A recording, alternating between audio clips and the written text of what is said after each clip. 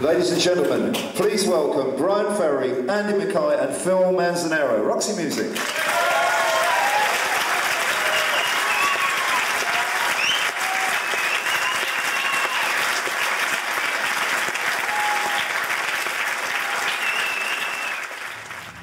This is actually the first time that we've all played together sort of in the same place. And we've played on albums together. I think both Phil and I played on one or more of Brian's albums. But no, I think this will be the first time actually together on stage since 73.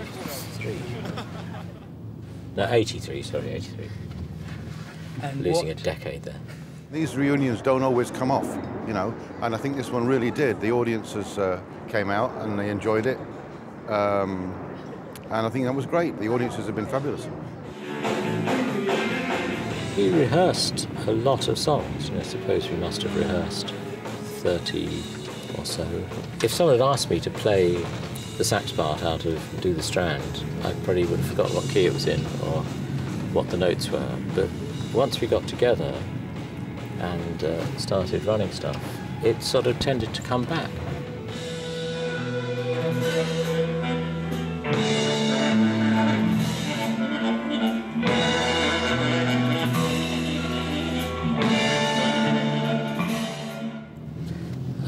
It's hard to believe that it's as long as it is.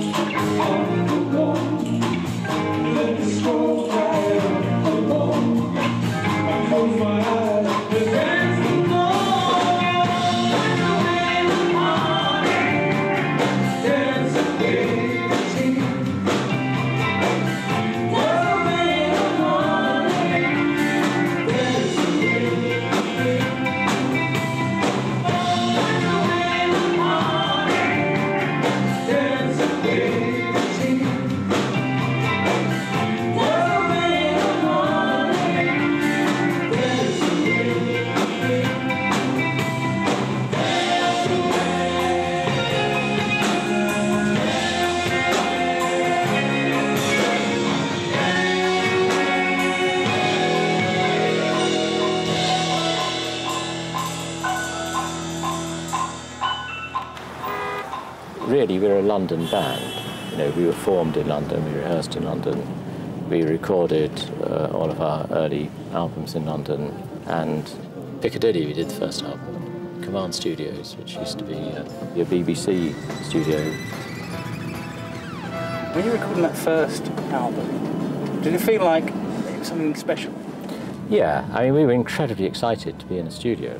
You know, I mean, we'd been rehearsing and doing small gigs for about, well, I know, since early 71. And then in 72 we finally got a deal and I gave up my day job, which was a music teacher.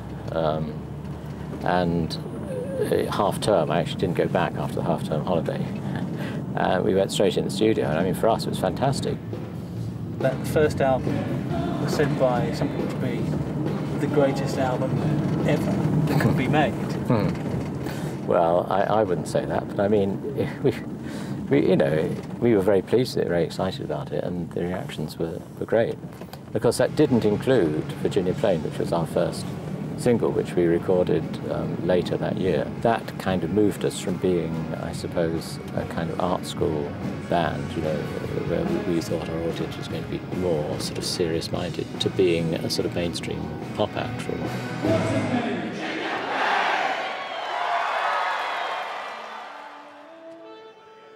It's nice to play Hammersmith Apollo because it's, you know, it feels more central. Could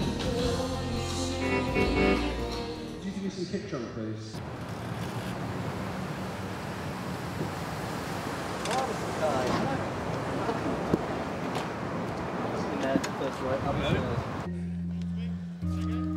One, two. Is there any significance why the tour is finishing in London?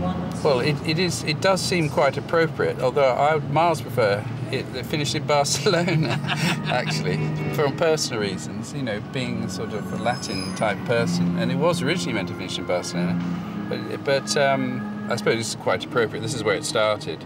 So, you know, if it was going to end anyway. Oh, there's a poster. Best of Roxy Music. Final shows.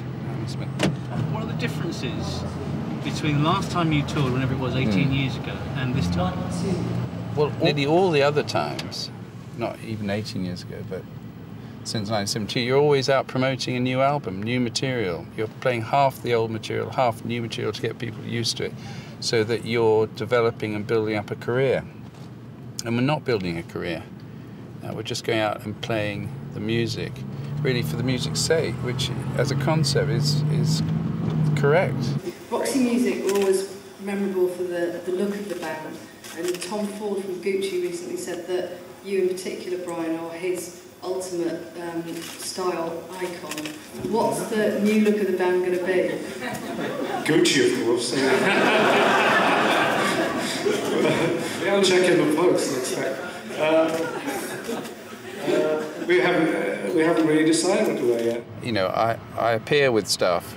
When if the other two went, oh my God, I'm not going on stage with him, I know that it's probably, but they haven't said that. But in theory, we sort of agreed that we would vet each other's gear, but I think the process of natural selection worked, and it's all very tasteful.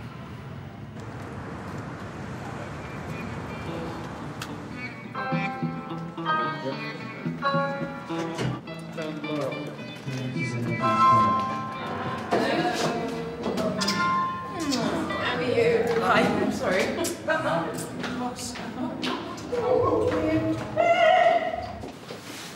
How's this rate as a dressing room, Phil? Well, this is typical of a big city. Big city, important gig, crap dressing room. I mean, that's the same in New York. So you go to somewhere out in the sticks, you have an enormous dressing room, and nobody's, you know, no guests coming to something. You're sat there on your own.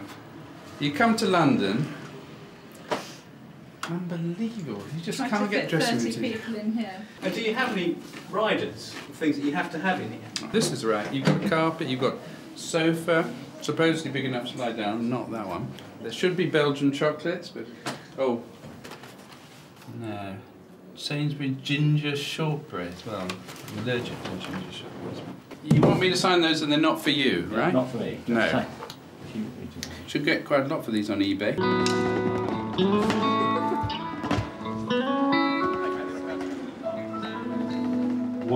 That's fine up there. Do you have a routine on show day? What is it? Just, what's your last few hours before you actually go it's on? a real routine. Well, the day tends to start for me around 4 o'clock when we go down to the venue for the sound check. For the rest of the crew, it starts really early, about 7 in the morning. They've been travelling overnight from the last show, and when they reach the venue, they've got to set up all the lights and the sound equipment. It takes all day to do that. So we built up a really great team of people for this tour. There's about 50, I think, people altogether on the road. The lights, the sound, the video, and of course the musicians.